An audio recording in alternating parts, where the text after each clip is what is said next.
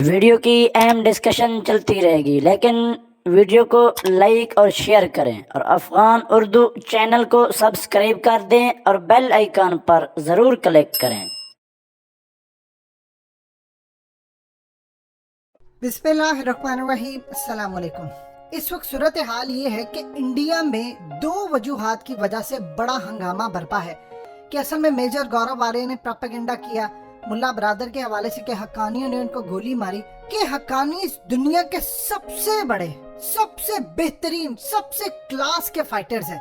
बदरी forces उन्हीं के अंदर से निकली है और उन लोगों ने अब इंडिया को नहीं छोड़ा और हक्कानी इस पाकिस्तान के साथ इस तरह कनेक्टेड है जिस तरह आप समझ लीजिए दो सगे भाई होते हैं। उनका कहना ये है, ये असल में हक्कानी ही थे जिन्होंने कई टीटीपी वालों को भी मारा था और उनका कहना ये है कि पाकिस्तान के ऊपर खरोश आए, मतलब हमारे सीने के ऊपर किसी ने कोई वार किया है।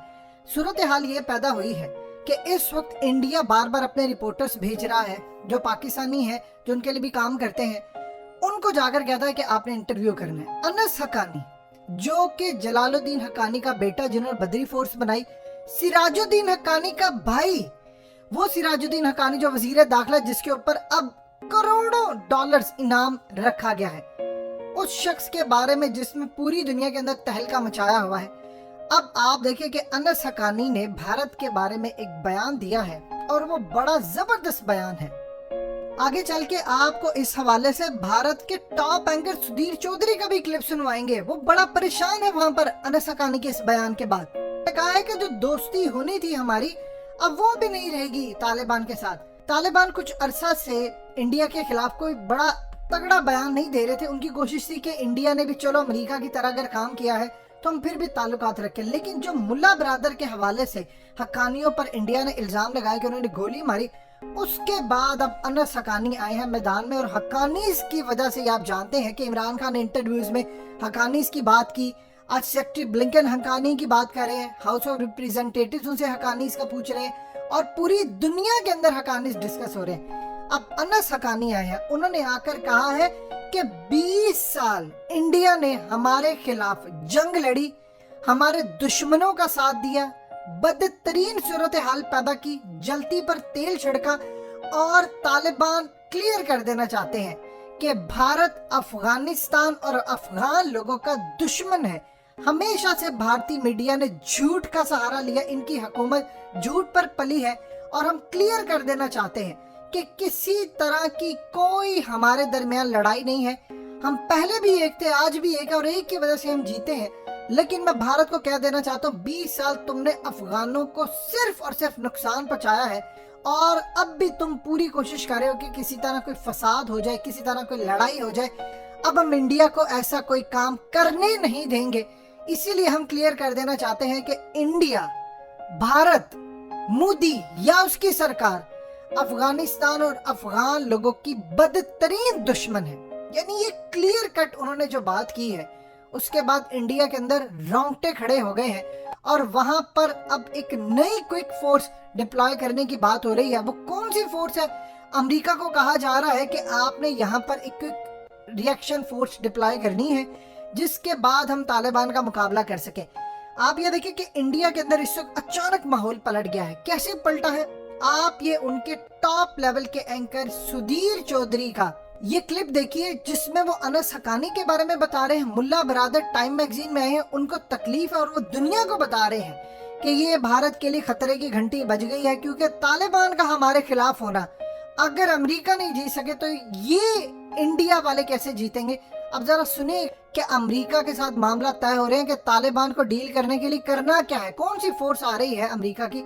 सबसे पहले ये क्लिप देखिएगा। तालिबान के एक बड़े नेता अनस हक्कानी का इंटरव्यू किया है। ये हक्कानी नेटवर्क के नेता हैं।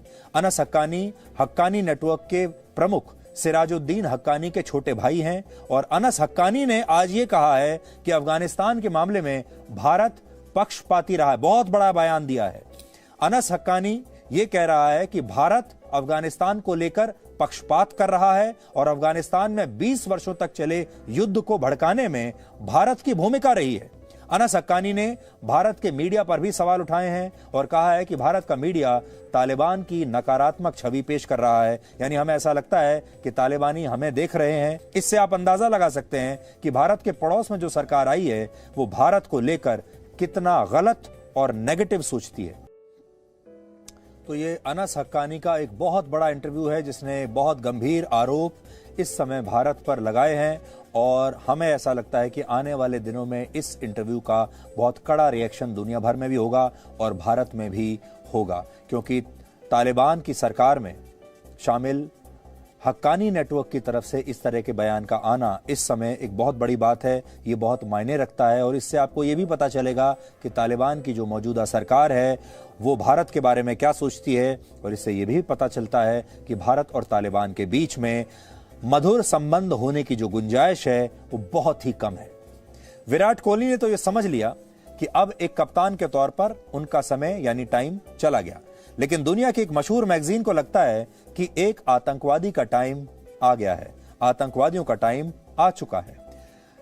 हम टाइम मैगजीन की दुनिया के 100 सबसे प्रभावशाली व्यक्तियों की लिस्ट आज आपको दिखाएंगे और इस लिस्ट में अमेरिका के राष्ट्रपति जो बाइडेन के साथ भारत के प्रधानमंत्री नरेंद्र मोदी और पश्चिम बंगाल के मुख्यमंत्री ममता बनर्जी को भी रखा गया है। लेकिन असली खबर यह नहीं है। असली खबर यह है कि दुनिया के इन प्रभावशाली लोगों में टाइम मैगजीन ने अफगानिस्तान में तालिबान सरकार के उप प्रधानमंत्री मुल्ला बरादर का नाम भी शामिल किया है। एक आतंकवादी संगठन के संस्थापक को इस लिस्ट में शामिल करना दुनिया के तमाम अमन पसंद लोगों के साथ एक भद्दा मजाक है। टाइम एक अमेरिकी मैगजीन है जो बहुत मशहूर है, जो बहुत प्रतिष्ठित मानी जाती है। दुनिया भर के लोग टाइम मैगजीन की कस्में खाते हैं। टाइम मैगजीन के कवर पर अगर किसी नेता की, खिलाड़ी की, अभिनेता की तस्वीर छप जाए तो वो अपने आप को खुशकिस्मत मानता है और पूरी दुनिया उसके बारे में चर्चा करती है। टाइम मैगजीन वर्ष 1999 से लगातार हर साल दुनिया के 100 सबसे प्रभावशाली लोगों की सूची जारी करती आ रही है। साल में एक सूची जारी होती है 100 लोगों की। इस मैगजीन के मुताबिक इन 100 लोगों का चयन 3 आधार पर होता है। वो 3 आधार आप ध्यान से सुनिएगा। पहले लोग वो हैं जिनके पास पावर है, ताकत है और दुनिया को प्रभावित करने वाले फैसले लेने के अधिकार हैं, जैसे बड़े नेता या बड़े उद्योगपति। दूसरे श्रेणी में वो लोग हैं जिनके पास पावर नहीं है लेकिन उनके विचारों ने दुनिया को बुनियादी रूप से बदला है और बदल सकते हैं। दूसरी श्रेणी वो है। और तीसरे लोग वो हैं जिन्होंने अपनी निष्पक्षता, नैतिकता और प्रतिभा से एक अलग पहचान पूरी दुनिया में हासिल की है।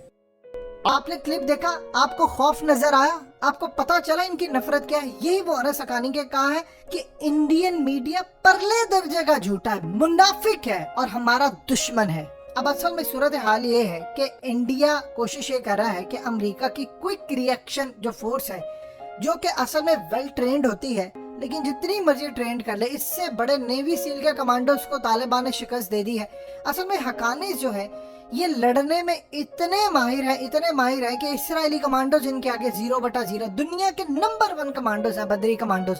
और उन्होंने देखिए जिन्होंने 50 ममालिक को शिकस्त दी हो, सारे कमांडोज को, CIA को, मुसाद को, रॉ को, सबको शिकस्त दी हो, क्या वो नंबर 1 नहीं होंगे? अगर वो नंबर 1 नहीं है तो कौन है फिर नंबर 1? पिछले 20 साल में उनके ऊपर हर तरह का हरबाज मारा गया और वो फतेहयाब है। अब असल में इंडिया कह रहा है अमेरिका को कि तुम यहाँ पर क्विक रिएक्शन फोर्स यहाँ पर तैनात कर दो। अगर तुम क्विक रिएक्शन फोर्स तैनात कर दोगे तो तालिबान किसी भी वक्त हमलावर हो सकते हैं और उन लोगों ने अब पाकिस्तान के साथ मिलकर हम पर हमला करना है। देखिए पाकिस्तान के अंदर लोग तालिबान के जो रहनुमा है उनसे बार बार कह रहे हैं, यहाँ पर अहम तरीन लोगों से भी बातचीत जारी है, वो कह रहे हैं कि आप इनके खिलाफ क्यों बयान नहीं देते। पहली मर्तबा अफगान तालिबान खुलकर सामने है जब उन्होंने देखा कि इंडिया इतना खतरनाक प्रोपेगेंडा करता है कि उन्होंने हमें कह दिया कि हमने उसको गोली मार दी मुल्ला बरादर को और उसके बाद हक्कानियों ने मारी और ये सब कुछ इक़्तिदार के लिए। अब उनको चढ़ा है गुस्सा और अब उन्होंने इंडिया के खिलाफ, अभी तो बयान है उसके खिलाफ, अब देखिएगा वो कहां तक जाते। इंटरनेशनल सतह पर भी जाकर बोलेंगे और जब जरूरत होगी तो फिर हथियारों से भी उनका स्वागत होगा।